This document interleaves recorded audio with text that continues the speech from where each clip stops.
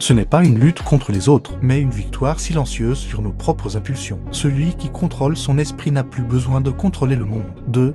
Comprendre la discipline mentale. La discipline mentale n'est pas innée, elle se forge chaque jour, dans les choix que nous faisons quand personne ne nous regarde. C'est la capacité de dire non à ce qui affaiblit notre esprit. C'est la maîtrise du regard, du mot, du geste, de la pensée. Beaucoup cherchent la liberté, mais sans discipline, il n'y a pas de liberté véritable. Car celui qui est esclave de ses émotions, de ses désirs ou de sa paresse, ne dirige plus sa vie, il la subit. 3.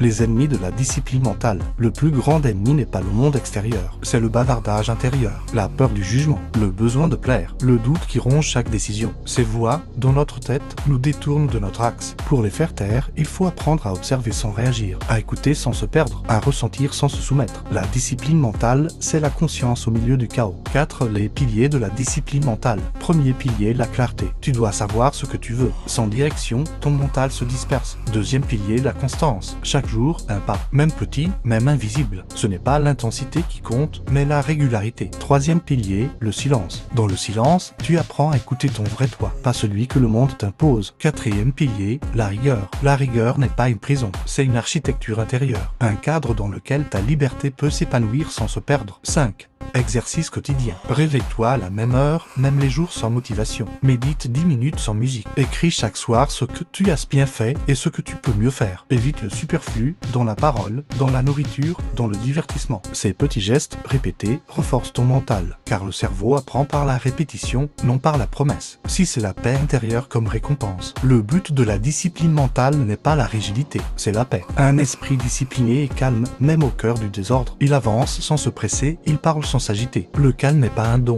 c'est le fruit d'une longue fidélité envers soi-même. 7. Conclusion. La vraie puissance ne se crie pas, elle se ressent. Travaille ton esprit comme on polit une pierre, avec patience, avec respect, avec constance. La discipline mentale, c'est le pont entre ce que tu es et ce que tu veux devenir. Et souviens-toi, chaque fois que tu choisis la maîtrise plutôt que la réaction, tu deviens un peu plus libre.